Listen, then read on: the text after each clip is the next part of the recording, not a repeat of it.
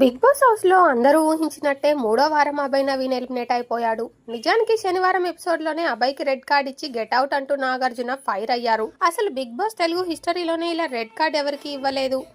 అయినా సరే మిగిలిన కంటెస్టెంట్లు రిక్వెస్ట్ కారణంగా అభయ్ ని క్షమించారు కానీ ఈ వారం తక్కువ ఓటింగ్ కారణంగా నామినేషన్స్ లో ఉన్న అభయ్ ఎలిమినేట్ అయిపోయాడు. బిగ్ బాస్ హౌస్ లో సండే ఫండే ఎపిసోడ్ బాగా ఎంటర్టైనింగ్ గానే సాగింది. ముఖ్యంగా విష్ణుప్రియ అయితే తన నెత్తి బ్రెయిన్ సింగర్ డైలాగులతో నాగార్జునని బాగా నవ్వించింది.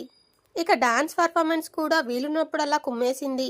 గేమ్ మధ్య మధ్యలో నామినేషన్లలో ఒక్కొక్కరిని సేవ్ చేసుకుంటూ వెళ్లారు నాగార్జున. చివరికి డేంజర్ జోన్ లో ఉన్న పృథ్వీ అభయ్ ఇద్దరిని యాక్టివిటీ ఏరియాకి పిలిచారు. అక్కడ ఎవరి కాళ్ళ కింద రెడ్ లైట్ వస్తే వాళ్ళు ఎలిమినేట్ అన్నారు. అందరూ ఊహించినట్టే అభయ్ ఎలిమినేట్ అయిపోయాడు. ఇక అభయ్ ఎలిమినేట్ అవ్వడంతో నిఖిల్, సీత, సోనియా బాగా ఫీల్ అయ్యారు. ముఖ్యంగా సీత అయితే బాగా ఏడ్చింది. అభయ్ స్టేజ్ మీదకి రాగానే తన జర్నీని చూపించారు నాగార్జున. అయినా సెల్ఫ్ నామినేట్ చేసుకున్నావు కదా, అదేంటి అభయ్ అంటూ నాగార్జున అడిగారు.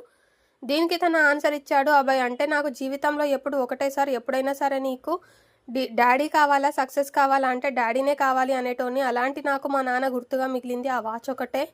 వాడు నా కోసం అది ఇచ్చేసరికి నేను అడగకముందే ఇచ్చెప్పేశాడు, నీకు ఇది ఎంత ముఖ్యమో నాకు తెలుసురా అని. అలాంటి వాడికి ఇవ్వడానికి నా దగ్గర ఏం లేదు.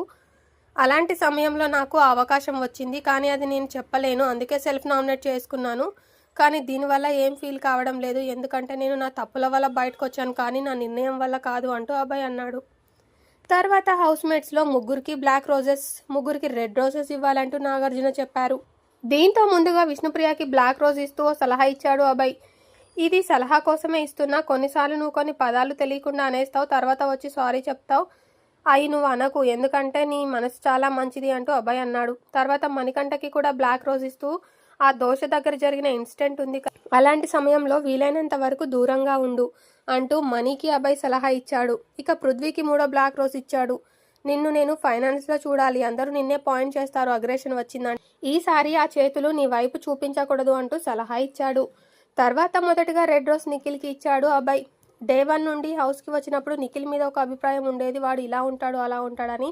కానీ నేను అనుకున్న దానికి కంప్లీట్ ఆపోజిట్ అని వాడితో ట్రావెల్ చేశాకే తెలిసింది అని. తెలియకుండానే ఇద్దరం చాలా క్లోజ్ అయ్యాం, ఇన్ని ఇయర్స్ బాండింగ్లా అయిపోయింది అంటూ స్నేహం గురించి చెప్పాడు. తర్వాత రెడ్ రోజ్ సీతకి ఇచ్చాడు అభయ్. ఎందుకు ఏడుస్తున్నావు బేటా, బయటకు వచ్చాక నేను ఉంటాగా, నువ్వు అన్నావు బయటకు వచ్చినాక కూడా అన్నా అనే పిలుస్తానని, నేను వెయిట్ చేస్తాను నెక్స్ట్ ఇయర్ రాఖీ కట్టించుకోవడానికి అంటూ అభయ్ ఎమోషనల్ అయ్యాడు. తర్వాత ఒక రెడ్ రోజ్ ఇద్దరికి కలిపి ఇస్తా సార్ అంటూ సోనియాకి ఇచ్చాడు.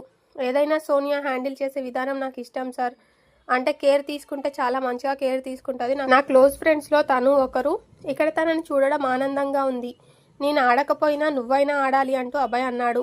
ఇక చివరి రోజు నబీల్కి ఇస్తూ, మొన్న ఫిజికల్ టాస్క్ గేమ్లో ఆడుతుంటే తనకి నడుము నొప్పి వచ్చింది. నా దగ్గరకు వచ్చి డార్లింగ్ నేను ఇంతకంటే ఎక్కువ ఆడలేను, ఎందుకంటే మళ్ళీ నేను ట్రోఫీ ఎత్తేటప్పుడు ఇబ్బంది అవుతుంది, నడుము నొస్తుంది అన్నాడు. వద్దురా, నడుము ఖరాబ్ చేసుకోకు, ట్రోఫీ ఎత్తు అంటూ ఆల్ ది బెస్ట్ చెప్పి అందరికీ బై బై చెప్పేశాడు అభయ్.